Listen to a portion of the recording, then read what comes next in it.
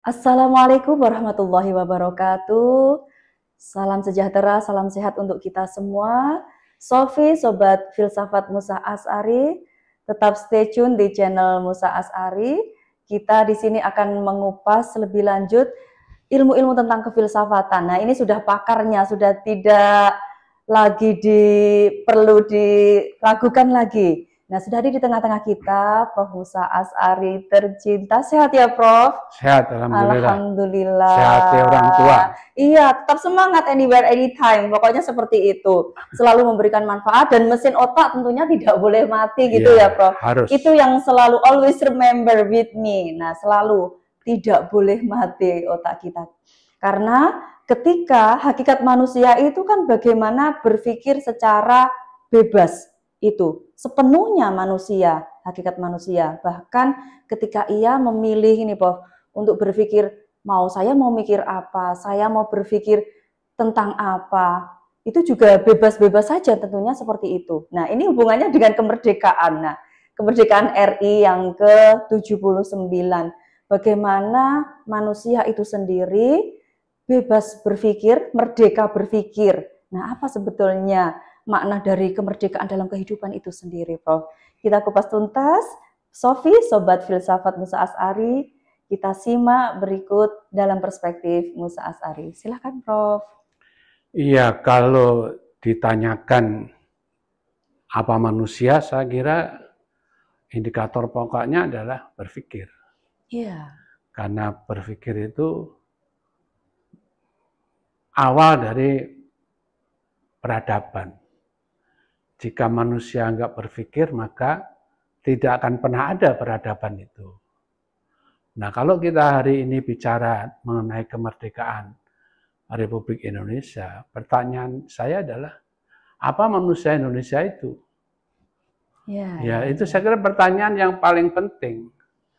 Zaman Pak Harto, dulu konsep pembangunannya adalah pembangunan manusia dari manusia untuk manusia. Yang disebut waktu itu adalah pembangunan manusia seutuhnya. Iya, betul sekali. Tapi dalam perkembangannya, manusia itu direduksi hanya oleh ekonomi. Sehingga pembangunan manusia seutuhnya itu diwujudkan dalam pembangunan ekonomi. Ekonomi menjadi prioritas pembangunan itu sendiri.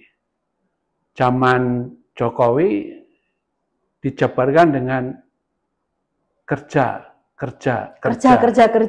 Nah, jadi manusianya itu dipandang dari apa yang bisa dikerjakan oleh manusia. Jadi filosofinya lebih ke materialis juga, karena kerja itu dimaknai sebagai dimensi materi. Karena itu Jokowi juga kemana-mana membangun infrastruktur. Infrastruktur dalam konteks materi.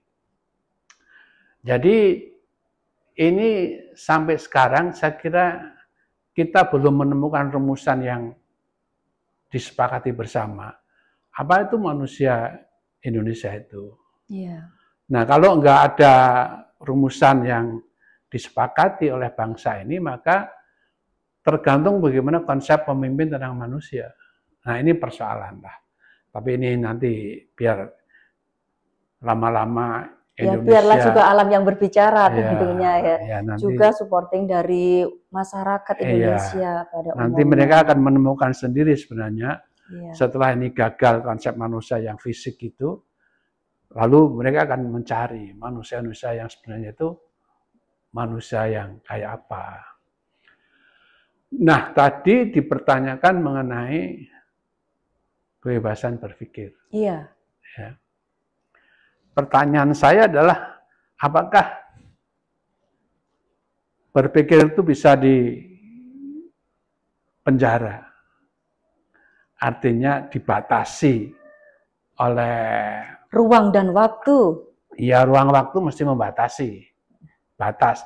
Atau disebut dengan batas metodologi. Batas metodologi itu antara lain bagaimana objek di dalam ruang dan waktu. Bagaimana memilih objek itu sendiri.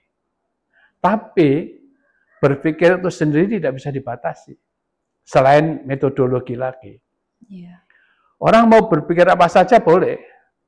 nggak ada batasan.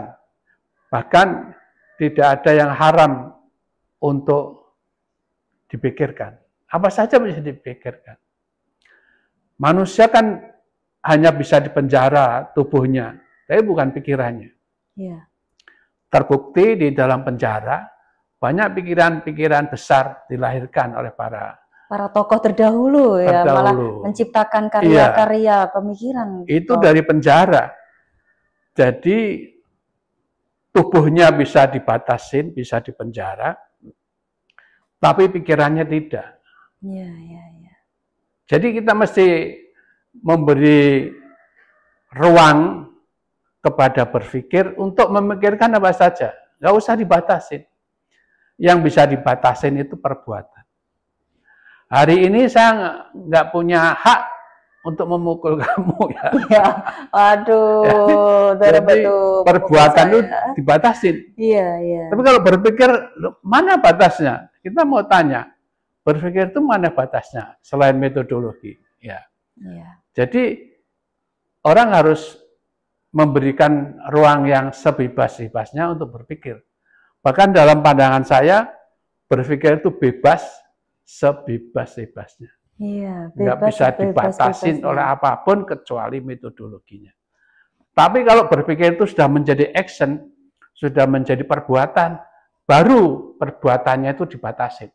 Seperti saya nggak boleh menempeleng orang, ya. Saya nggak boleh memaki-maki orang. Kalau istilah sekarang mungkin bullying gitu ya, anak-anak muda sekarang itu. Iya, jangan membuli lah, ya. Karena membuli itu kalau itu dampaknya pada gangguan psikis, itu bisa disebut kejahatan. Betul sekali. Dan saya kira bisa dilaporkan, kan?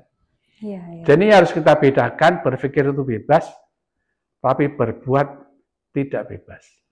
Dia diikat oleh hukum, oleh etika, oleh moral, oleh norma. Oleh norma yang berlaku, oleh agama, itu yang menjadi bingkai atau koridor kita. Oke.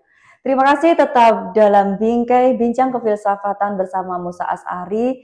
Nah, itu bagaimana gambaran ketika manusia itu memiliki ide, berpikir, itu sebetulnya untuk menunjukkan eksistensi manusia itu sendiri. Ketika manusia, ada statement gini Prof, ada manusia itu berpikir, berarti dia ada.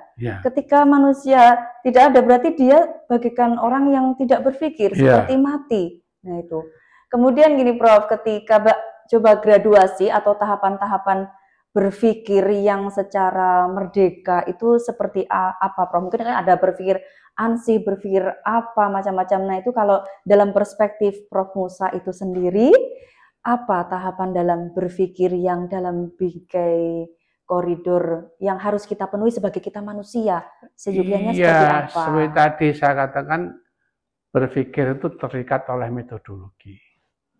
Jadi kalau saya mau memikirkan kambing, maka metodologi saya adalah metodologi perkambingan.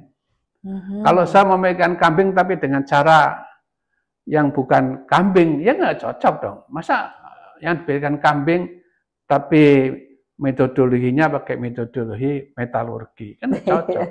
Karena metalurgi adalah yang berkaitan dengan logam, kan. Jadi batasan itu kalaupun ada itu batasan metodologi. Itu sudah inherent ada di dalam berpikir. Karena berpikir itu kan harus ada objeknya. Iya, betul sekali. Kalau nggak ada objeknya kan ngalamun. Dia berhayal, ya. Dan berarti itu objeknya juga bebas, Rob. Ketika kita dalam our imagine dalam diri kita berpikir melayang-layang apapun, itu multidimens, itu juga berpikirnya pakai objek juga, tapi objek bebas, tidak dalam objek terbatas tema apa yang akan kita bicarakan, mungkin seperti itu. Iya, silahkan kalau orang memahaminya begitu. Tapi yang namanya berpikir itu tentu memang ada objeknya. Tapi dia berpikir itu sendiri bebas, sebebas-bebasnya.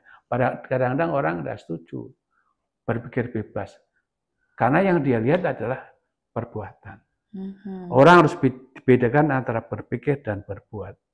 Bahwa berpikir itu melahirkan perbuatan, iya. Tapi bisa terjadi berpikir itu berdiri sendiri, tidak melahirkan perbuatan.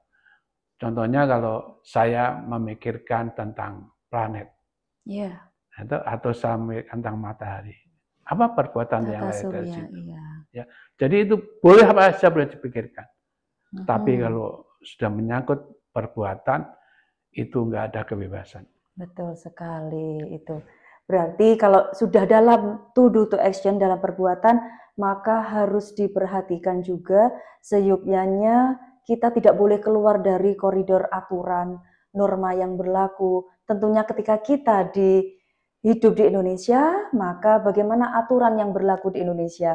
Oke, Prof, untuk session terakhir ini, bagaimana Prof Musa memberikan pesan kepada anak muda sekarang?